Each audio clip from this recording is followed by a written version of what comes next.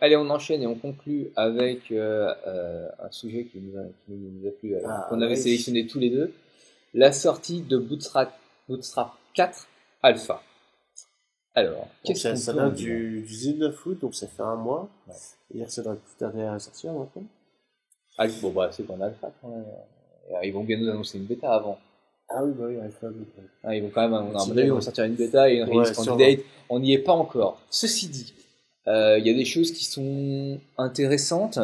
Qu'est-ce que tu as noté, toi, qui t'a paru Bah, bien? déjà qu'il passe de LESS à SAS pour la partie processeur CSS. Ouais, Et ça, c'est une bonne chose, hein, soyons clairs, hein, mais le gagnant entre LESS et SAS, c'est SAS aujourd'hui. c'est Hein. clair.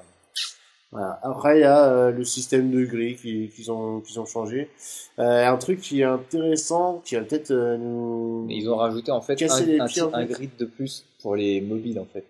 Ils ont fait encore un tiers de plus. Ouais, T'avais oui, c'est small, ça. Ouais. extra small, middle, enfin Moi, medium, je crois que large et c'est les surtout extra large. pour la partie entre Entre les, la ils ont tablette, en rajouté un fait. tiers de plus. Ouais. Ouais. Et c'est surtout ce qui va être important comme changement, c'est que, bon, déjà, il n'y a plus de support DE8. Moi, je croyais que c'était déjà le cas dans Bootstrap 3, mais bon, pas grave. Et le principal changement qui est apporté par ça, c'est que maintenant, toutes les données de taille, Les c'est-à-dire mesures de taille, qu'avant, on avait les pixels, les pourcentages, globalement, voilà. c'était les deux grosses unités qu'on Et ben utilisait. maintenant, notamment pour le système de grille, ça va plus être, colonne D3, ça fait 33%, ou, enfin, c'est pas le bon, si.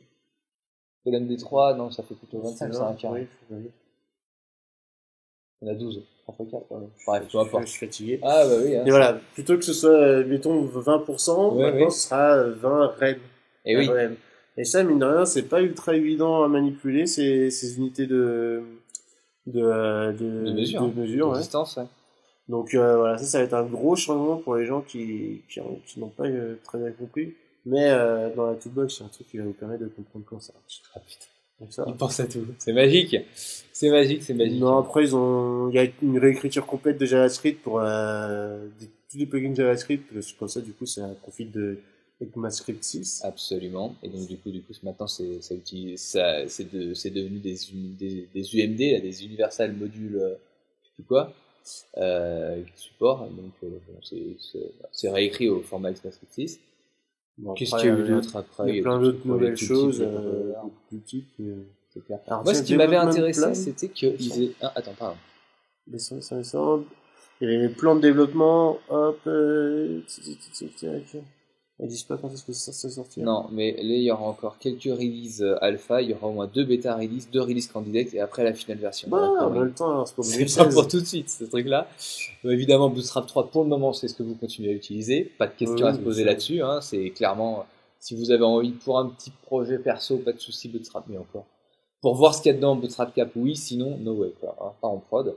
Moi, ce qui m'avait intéressé, c'était le fait que que maintenant, si on voulait compiler son propre Bootstrap, parce que plus ça va, plus ils incitent à le faire. Tu vois, sur Bootstrap 3, c'était pas encore hyper fort, mais là maintenant, ils incitent vraiment à construire son propre framework Bootstrap, notamment avec ses fonctionnalités qu'on veut dedans. Genre, si on n'a jamais besoin de pop-up, on dégage la fonctionnalité pop-up de Bootstrap, quoi. Bref.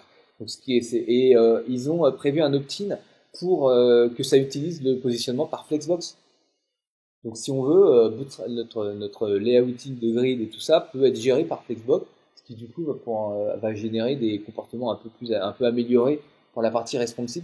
Et on se trompe pas, hein, Flexbox c'est hyper supporté, hein, on s'en sert pas beaucoup. Enfin je sais pas toi, mais moi je m'en sers très peu parce que je fais souvent du bootstrap, parce que c'est ce que je connais mieux, mais globalement c'est très très enfin c'est aujourd'hui c'est production ready Flexbox, hein, on peut y aller. Enfin, je sais pas ce que t'en penses, mais Bah, moi c'est je toujours crois. pareil, c'est 8.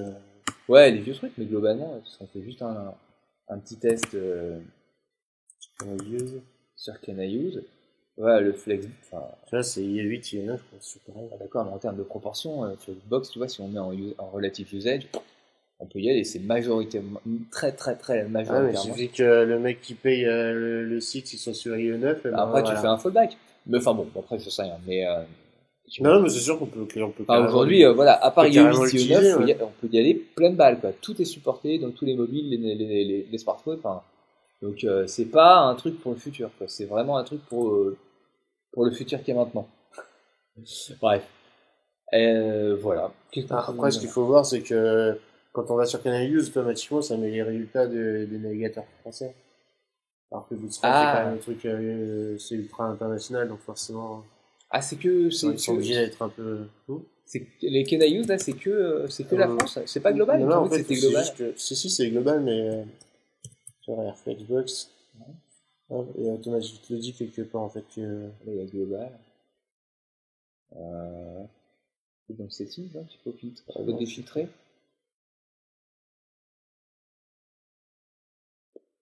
Ah, il me semblait, j'avais cru voir ça en fait. Non, tu peux filtrer justement par une région. Mais non, moi j'avais plutôt en tête. Après voilà, c'est peut-être chacun, c'est peut-être juste un truc. Mais j'avais plutôt en tête qu'en fait, au contraire, c'était les navigateurs d'un point de vue, c'est des stats d'un point de vue mondial. Et donc du coup, si toi t'es plutôt très régional, il faut pas oublier de faire un filtre pour voir comment ça se comporte. Parce que y a des gros effets du genre US, du genre Inde, du genre Chine. Donc quand même des gros trucs qui vont un peu faire bouger les stats. Voilà. Bref, ça conclura la section veille sur la version alpha de Bootstrap 4, et ça c'est toujours une bonne nouvelle. Et comme on vous l'avait dit, il n'y a pas de dossier, mais on enchaîne avec la toolbox.